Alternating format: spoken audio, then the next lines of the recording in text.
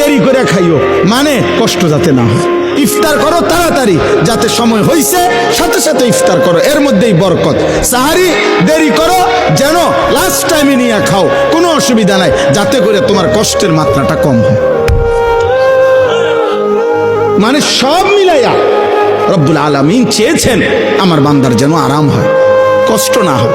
ইউরিদুল্লাহু বিকুমুল ইউসরা ওয়ালা ইউরিদু বিকুমুল উসরা। একদিকে তো সহজ করার জন্য এত ব্যবস্থাপনা করেছেন, আবার আরেক দিকে নেকি। আল্লাহ তাআলা যেন বললেন রমজানের এক একটা মুহূর্ত আমি স্বর্ণের দামে না, রূপের দামে না, মণি মুক্তার দামে না, বরং আসমান জমিনটাকে যদি 112 দাম ধরো, আসমান জমিন পুরা সৃষ্টির, সেটার যেই দাম আসবে আল্লাহ বলে তার চাইতে কোটি গুণ বেশি দামে আমি রমজানের এক এক মুহূর্ত তোমাকে দিলাম।